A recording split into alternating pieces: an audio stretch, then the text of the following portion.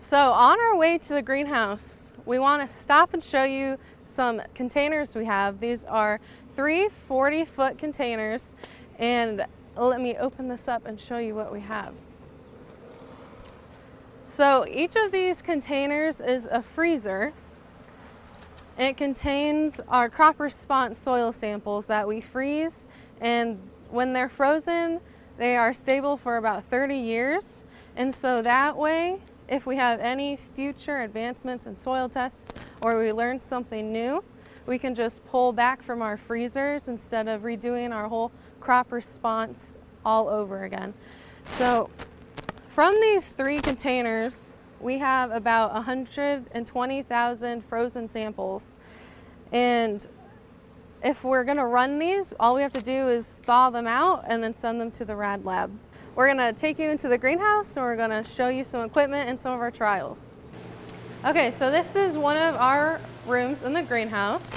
So the greenhouse is very particularly and articulately controlled by a computer. So this panel on the wall is like the brain of the whole system. It controls the temperature, the sunlight, it controls the lights in here, it controls the fans on the walls. It even controls this evaporative cooling wall on the back. When it gets too hot, there's a door on the outside. It will open up, allow air to flow through, and then it will start dispensing water throughout the back wall. The fans on the other wall will open up, as it just did, and then it will have the air kind of pull through and cool off the room. So that's how the cooling system works. And then here, right here is the sunlight adapter. It can see and sense the sunlight, and then there is curtains on the ceiling. And so if it senses it's too much sunlight, the curtains overhead will start to close. And maybe on like cloudy days or in the winter time, those will stay more open because it's not getting enough sunlight in here. In the middle, this is where it finds its temperature and humidity. It always keeps it around 85 degrees and 80% humidity, and it does a pretty good job of keeping that consistent throughout the year. This is our artificial rainwater tank.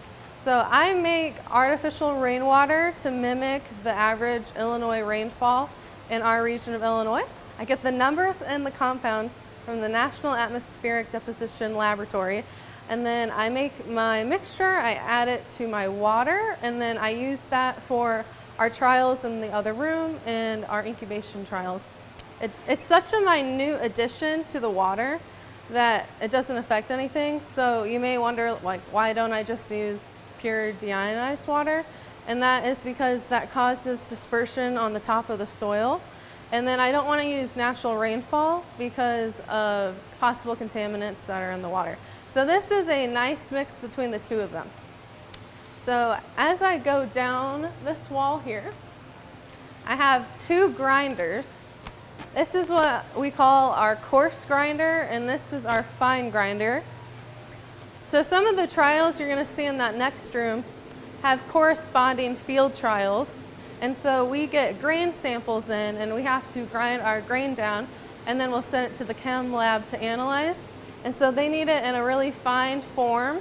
And so we put that through the coarse grinder, and then we put it through our fine grinder. So the grain gets ground twice, and then our tissue samples from our trials in the greenhouse just get fine grind just once through our fine grinder.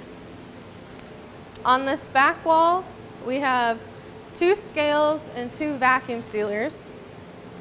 This is where we pot our soil, and this is where we process our soil. So everything is weighed out. So when we are vacuum sealing bags or filling pots, everything's weighed out to the gram. We fill our bags, we close our vacuum sealers, we'll then store it in our freezer and then send them to the Rad Lab whenever the Rad Labs are ready for them. The last notable thing in here is our very high-tech dryer. I say it's my favorite thing in the greenhouse because it sticks out like a sore thumb in here, but it does a good job of keeping everything dry, and it just does an overall good job, even though it doesn't look the prettiest. So that's the highlights of this room. We'll then move into our room with our greenhouse trials. So this is the room where we conduct our greenhouse trials.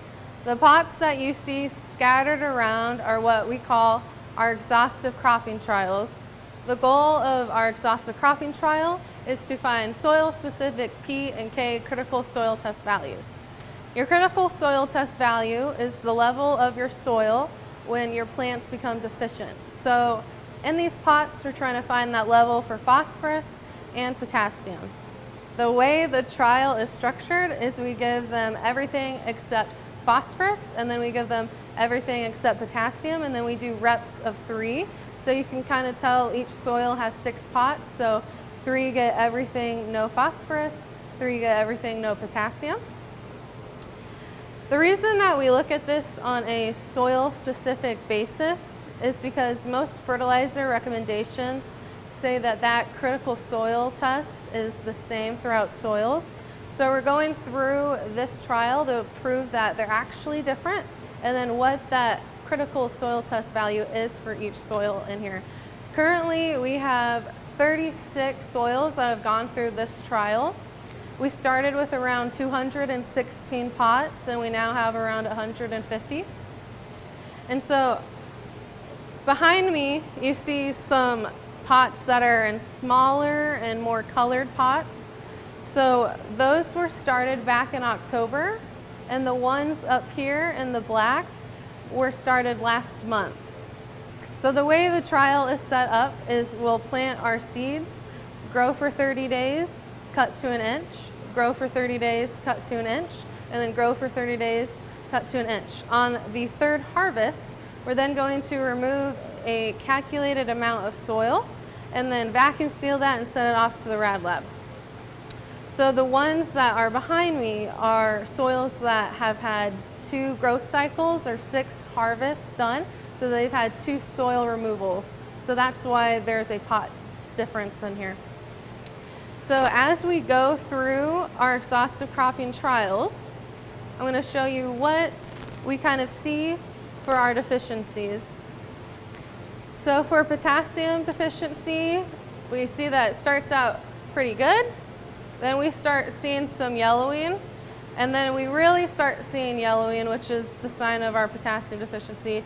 The blades themselves become more of a brighter green or a lighter green, and then you can really tell that they become really small, real spindly, and they still have that yellowing. Onto our other nutrient, phosphorus. With phosphorus, they become more of a darker green, and they also become stunted, and you really start seeing that purple color, which is the sign of our phosphorus deficiency. And as they become more deficient, you still see that purple, and you also see them become more smaller and more stunted.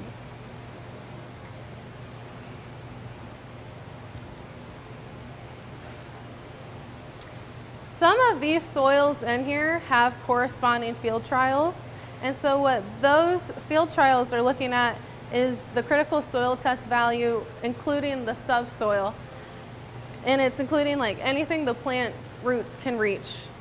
So in here, we obviously can't replicate the whole subsoil, so we're just finding that critical soil test value for the top 8 inches, and then we can compare it to what our field tests say with the included subsoil values, and then see, well, does my topsoil need to provide more or less, depending on what my subsoil can provide. So say it can provide more potassium, then my potassium level for my topsoil doesn't need to be as high because my subsoil can provide.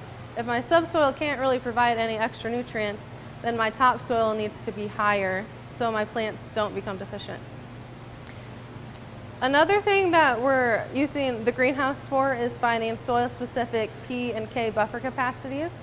So your buffer capacity is the amount of nutrient you either need to remove or add to get a change in your soil test value. So the way we're doing that for the removal rate is to look at our exhaustive cropping trials again. So every harvest, so every 30 days when we harvest, we're going to grind those plant tissue samples, send them to the chem lab. They're going to give us a nutrient analysis of that plant tissue sample. And then after our 3 harvests, when we take out our calculated amount of soil, we're going to package that up, send it to the Rad Lab, and then they're going to tell us our new soil test value. So then we can look at our nutrient analysis of removal and look at our new soil test value, and then we can see what our rate of removal is and find our buffer capacity. The other way we find buffer capacity is through our incubation trials. So what we're looking at there is we're going to have pots of soil, and then we're going to add different rates of P or K fertilizer, have them sit in a dark room at a constant moisture for 120 days. After the incubation period is up, we're going to vacuum seal it, we're going to put it in the freezer, and then whenever the Rad Labs are ready, we'll send them to the Rad Labs, get our new soil test value back, and then we can compare how much did my soil test change, and then get our buffer capacity of addition through that trial. The reason we look at buffer capacity in a soil-specific way is, again, most recommendations say that buffer capacity across soils is the same, and we're trying to prove that it's in fact different between soils and then what that buffer capacity is. The last thing we currently use the greenhouse for is finding soil-specific lime rates to various pH targets. So most land-grant universities use a buffer called SMP buffer, and they use that to find your lime rates for your soil. The problem with SMP buffer is they use it across all soil types, and it can kind of cause some issues with some sands. So what we're looking at is trying to move away from a one-size-fits-all buffer and go to more of a soil-specific lime rate. And so the way we're doing that is similar to our incubation trials, but instead of adding fertilizer, we're going to add different rates of lime. We're going to incubate them in the dark at a constant moisture, and then after their incubation period, we'll then get the new pHs of all those pots and then find if we can find a soil-specific lime rate. So that's really an overview of the trials we're doing here in the greenhouse. And so now I can talk about some summarized data that we found from our trials. This graph I have here is looking at our soil test phosphorus versus our wheat dry matter yield for different soils. So each bar here is a different soil. The height of the graph is our wheat dry matter yield, and it's in grams per plant. On the top of each column is our starting ppm phosphorus.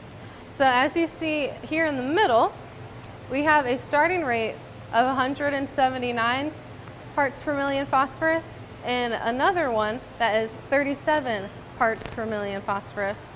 Those are very different starting rates, but yet they're still producing the exact same dry weight. Now if we look over here, on the left you see that says 54 parts per million phosphorus. So that soil can produce or allow more phosphorus to those plants than, say, these here. So what we're trying to look at is why is there such a difference between soils with different starting rates? Because in theory, you'd think that the 179 parts per million should blow the other soils out of the water, but yet it is tied for a 37 parts per million. So these trials are going to be a good way to find those critical soil test values for each soil and start looking at other factors that could affect the way that the soil allows nutrients to go to the plant, or what dictates how much the soil can give away to the plant for it to grow. If there's soil type variations, clay matter, moisture, things like that. These trials that we're doing in here are really a good way to start some baselines and starting to see some trends. So in the US, there's around 13,000 soils. This would take a very, very long time if we did that with every soil in the US. We're gonna look at soil series and families, see if we see trends between those, so we don't have to spend multiple tens of years doing this for all soil types. So the data that we're producing is very exciting for the future, along with the Rad Lab and everything that the add and change and just make better so you guys can make better nutrient management decisions.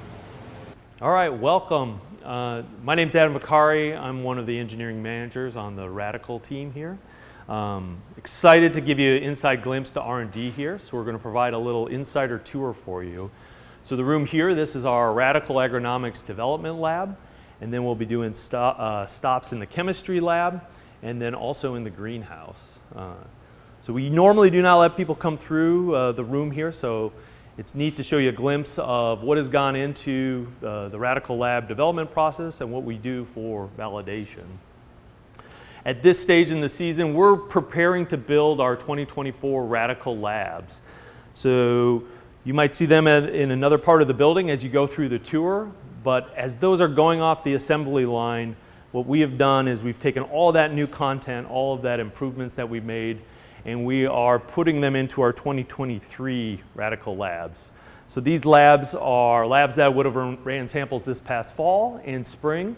And then what the engineers do is they've gone through and taken all their new designs and shoehorned them in. So on top of the lab and on the side of the labs, we've added all that new content, and it allows us to do our test and validation and make sure everything is going to work well.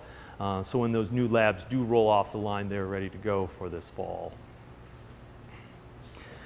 One of the pieces of our validation here that makes things challenging is different types of soil that we encounter. So Radicle Lab, no different than a lot of products at Precision Planting. When they are soil engaging, it might work fine on every soil you encounter, and then you hit a patch of very rocky soil in Pennsylvania or very mucky soil in Missouri, and that could cause you issues. So we've prided ourselves on being able to amass a soil library, and we'll be able to see a little bit of that during the tour, but we're looking for really challenging soils that push the limits of the lab, and our engineers are constantly testing it to make sure that we're doing a good job and that we're providing robust diagnostic samples and making it easy to troubleshoot when an issue does occur. When you're out in the field, you're collecting a sample, and you might get a rock, you might get some corn residue, it ends up in the geotube here. We really don't control what's going in here. To help accelerate the type of testing we're doing here on the Radicle Lab, we have some worst case scenarios. So we have a soil that we've manufactured here, and it consists of a sand and a lot of rocks here, and we just call it as rocky. So again, this is a way to very aggressively challenge parts of our system that have wear, so our grinder blades. They'll be seeing these rocks and bouncing them back and forth, and then what we're able to do is look at it and make sure we don't have any damage to them and figure out what the preventative maintenance looks like for them. So as the geotube that contains these rocks is going through the lab, it comes down the lane here. It is then transferred into the system. The cap is removed and is rotated, and then it is plunged, and then those rocks are blended. Again, we're adding water to the soil, and we're trying to make a very consistent mix. Once the soil is thoroughly blended, there's a screen underneath the grinder that the rocks are then collected in. So this screen is what you would use, and you would check it, and all large debris and rocks would end up in here, and you'd empty it out.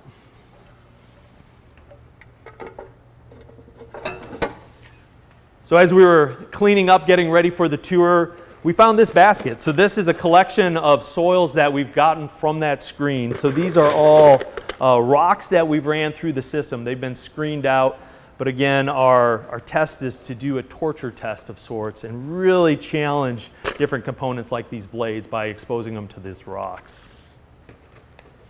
Another type of soil that is a challenge for the Radicle Lab is a very heavy gravel. So this is a gravel soil that we have gotten from a local gravel yard around here. And again, since we're passing soil and water as a slurry through the system, if you have heavier soil or heavier sand particles, it has a tendency to sink out.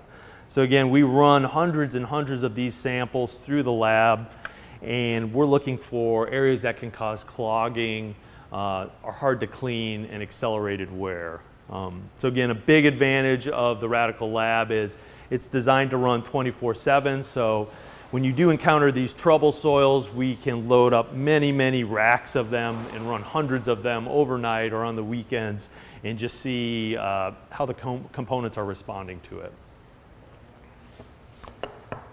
Another type of validation we do is endurance. So again, the Radicle Lab is designed to for you to be out in the field, and if you finished up sampling during the week or on Thursday and Friday, you're coming back to the shop, you're loading up the Radicle Lab with all of your geotubes, and then you're turning it loose via the app on your mobile phone to start the lab analyzing. You might then be gone for a long weekend, and the lab continues on running throughout the day and the night.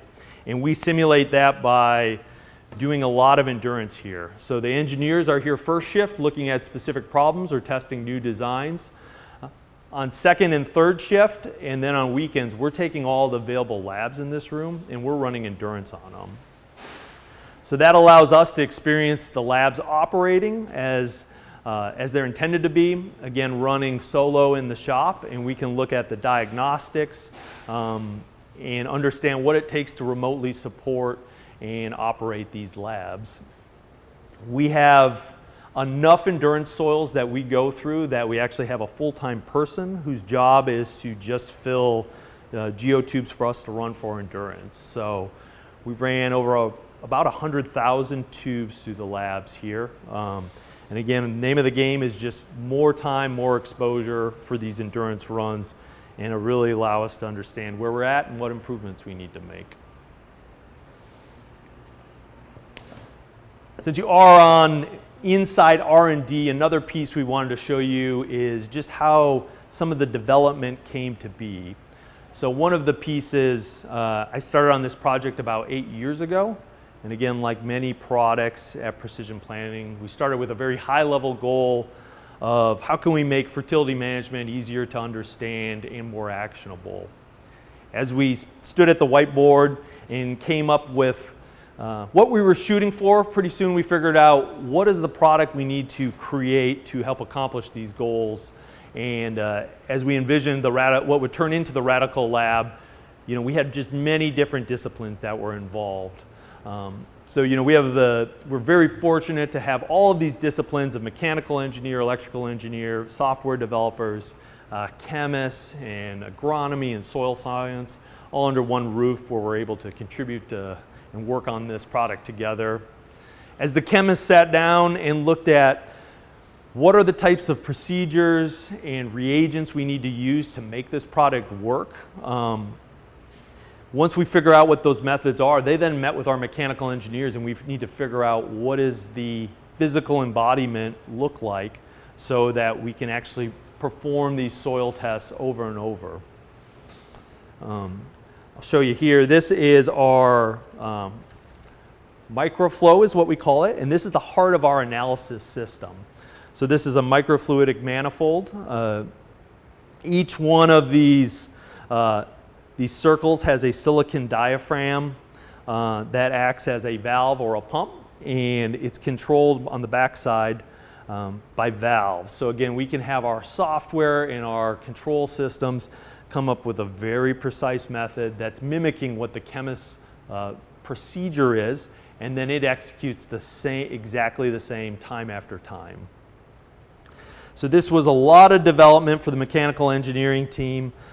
It's made of multiple layers of acrylic that are then put together and applying a lot of high pressure and heat, and then they fuse to form a signal acrylic manifold here. But with this technology, it's really allowed us to do a lot of things. So we're able to perform calibration similar that they would do in the laboratory. And we can also not only pull soil in at a very precise rate, pull in chemical, we can mix them. So one of the benefits is between two of the pumps, there is a valve, so you can open that and pass the slurry back and forth and mimic the shaking that would be needed for an extraction. or collect the filtrate after going through one of our filters. So we have a lot of flexibility, and this is all designed here at Precision Planting. So as we've gone through the various prototypes over the years, we've made improvements to this design that ultimately get tested in the lab, but we have standalone tests here as well, where we've ran over millions and millions of cycles on these pumps to make sure that they're going to work properly. So where are we going for this year? So we're really excited to be building more new labs with some of these updates of things we've learned in the past. So some of these are going to be going out to people we've worked for before. There'll be a few out domestically here, and then have our first lab internationally in Canada. And then we're also building more GeoPresses, our infield piece, more than we ever had before. And the goal is to get them out to you, so to get the experience of the platform, and then those samples can be shipped back to Tremont, and we're going to have a lot of labs running production soils here. Again, the name of the game is we want to see a large soil variety to allow us to gain confidence in what the lab can do, and have you get experience with the platform and learn about it. So very excited for this upcoming fall, and that concludes our glimpse into the Radicle Agronomics Development Lab. Thank you. Okay, well, welcome to the Chemistry Lab. Thanks for coming for this tour today. This is where all of the early development for all of the chemistries that are happening out in the Radicle Lab, this is all where it was developed. And what I think is the most exciting location in the building, but I'm partial because I'm a chemist. So early on in the project, we built this lab. And we built it because we started looking into soil sampling and how soil sampling happens today. And there is, as you've seen in some of the other presentations, a whole lot of variation that happens from lab to lab and even within the same lab. And so in order to make a process that would do it better than what is out there today, we had to build a space that would do it in a different way than it's currently done today. You can't make something better if you can't improve on the method that you already have. So this lab was built not to be a production lab, but to be a research and development lab. So everything we do in here, we are concerned to the nth degree of being precise and accurate and doing everything perfectly, as perfect as we can. So when we started, we bought this book, which this is the book. If you were going to go out and build your own soil testing lab today, you would buy this book, and it has all of the traditional soil testing methods that are used today in the industry. There's a chapter on phosphorus, there's a chapter on cations, there's a chapter for everything you would need to do as a soil lab. And so all of these, they lay out the methods perfectly. The problem is that there are so many steps in this method book that are prone to human error. And so what we're doing in here is trying to eliminate those steps that can be prone to error, or trying to find ways to make them error-free or as low error as we possibly can get them. So similar to a traditional testing lab, we'll start out with either dry soil. So we have some dry soil here that's been crushed and sieved to below 2 millimeters, which is the industry standard. And then you'll also see today, or maybe you've already seen today, that we have these frozen bags of soil. So these are field moist samples that have come from the field. And so when we get our field moist samples in, they're homogenized as much as we can make them. They're crushed up, and then they're frozen in these mylar bags, which keeps any moisture from escaping and keeps them safe and shelf stable for a very long time. So what we do for moist samples in here when we want to run them is we will open this bag up, we'll dump it out into a pan, and then we'll dry that sample and calculate the mass loss from before it's dried to after it's dried to figure out what the moisture content of this soil is. And then once we know the moisture content of that soil, we then have to get a second bag like this, open it up, and then start actually using that bag to analyze, because our first bag is all dried out. We can't use it anymore to do field moist samples.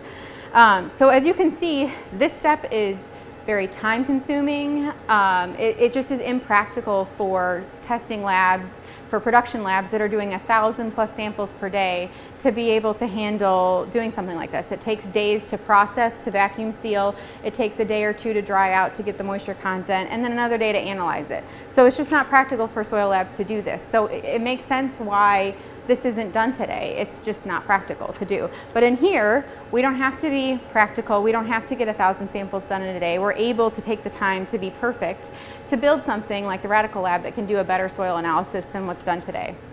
So after we have our soil that's ready to be analyzed, we don't use a scoop like the traditional soil testing labs will use.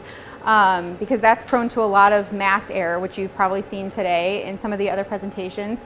We actually use this scale over here. So this is an analytical balance, and this balance goes to the 4th decimal place after a gram in order to measure out and weigh out your soil. And so that's very important. We're extremely concerned, if you can't tell already, we're really concerned with consistency and making sure your sample is weighed out properly and that everything is done so that you get the most repeatable, most accurate sample that you possibly can get. And so this scale alone costs about $10,000. And so this scale does one job. Its job is to just weigh out stuff, and it's $10,000. So that's the level of care and accuracy that we want for our samples. So after we weigh out our soil, as opposed to scooping it, it'll be weighed out into one of these vials. And then we add a liquid extractant to it and shake it up for exactly 5 minutes, which is what the method says. And then once that is shooken up, then we take it over to our centrifuge here. And that one. We'll open the centrifuge up, pop our tube in here, and this centrifuge spins at thousands of RPMs, which then creates a high level of G-forces on the sample itself, which pulls all of the soil down to the bottom of the tube. So then you end up with an almost instantaneous filter step. So in Brad's presentation, he talked about how the filtration step can add a bunch of variables into your timing of your extraction. And so we can't handle in here having the huge time difference of 10 minutes, 20 minutes, 30 minutes of filtration time, which can add incorrect results to your final numbers. So this is filtered almost instantaneously by the centrifuge. And it's centrifuged for maybe 3 minutes, but the centrifuge step actually happens in about 30 seconds to a minute, and we just leave it in there for a little bit longer. So then you end up with this clear solution on top, and all the soil is sitting at the bottom. So then we'll take that sample and we'll pop it into either a test tube or a cuvette for the next analysis. And this is the chemical analysis where we add our other reagents that we need to either react with it or turn it a color for the colorimetric methods. And one of the methods that we use is using this ICP. So this is called an inductively coupled plasma optical emission spectrometer. And it essentially just takes in the sample. It's a liquid sample that goes into these tubes, and it goes into the instrument itself. And then inside this box, the plasma is between 7,000 to 10,000 degrees Kelvin, which is hotter than the surface of the sun. And so that blasts all of your sample. Everything that goes into there is blasted into atoms. So there's no more molecules present, there's no more combinations of things, everything's blasted apart. And so when it's blasted apart, it takes on a bunch of energy and it gets to that high energy state, and when it's up there, it has to release that energy and come back down in some way. And so the release of energy is a photon release or light released. And so that light, we can detect in here that each element releases, and each light that an element releases is characteristic of that element itself. So calcium has a signature wavelength of light that it emits. Potassium has a characteristic. So we know what those elements are and what their wavelengths are, and we can measure their concentration. So the brighter the light, the more of that element there is. The dimmer the light, the less of that element there is. And so we're able to analyze for specific elements. And this is probably one of my favorite instruments because it can get you almost any element on that periodic table of elements that's up on our wall.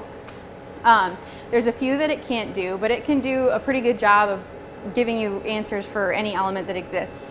And so the one thing that it's not good at is doing molecular analysis. And so because it's at such a high temperature, there are no more molecules present in here. And so things like phosphorus are not as well analyzed this way, because phosphorus doesn't exist as phosphorus.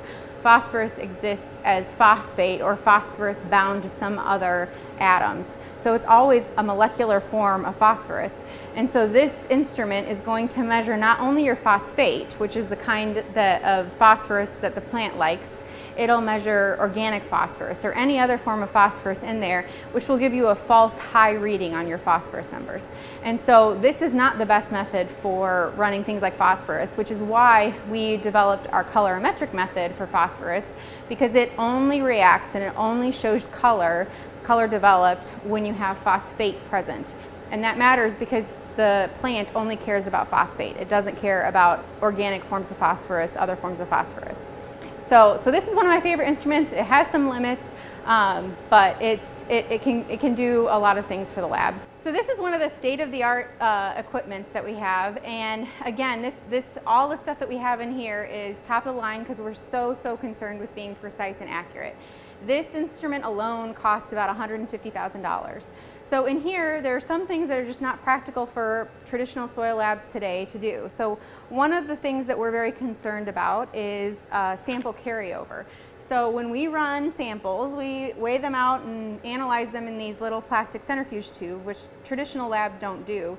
They reuse their equipment and they reuse their glassware and they reuse all their cups and things because it costs too much to throw away everything that they use every time. So this is a bag of plastic waste and gloves and some wipe waste that we use. This would be the amount of plastic and material we would need to analyze one soil. And so that's one soil sample is throwing away this much plastic. So you can imagine if you had a production lab that was running 1,000 soil samples per day, that a mountain of 1,000 of these would be way too much to throw away every day. It would cost too much for a production lab to do. But we care about doing this and throwing this away because we don't want any concerns of sample carryover. If this vial wasn't washed properly, we don't want to have the next sample show results that are carryover from the last sample. It matters to us that every sample is perfectly represented so that we can build something that does a soil sample better than what's done today, which is the Radicle Lab. So that's kind of an overview of what we do in the chemistry lab. Thank you for coming in today.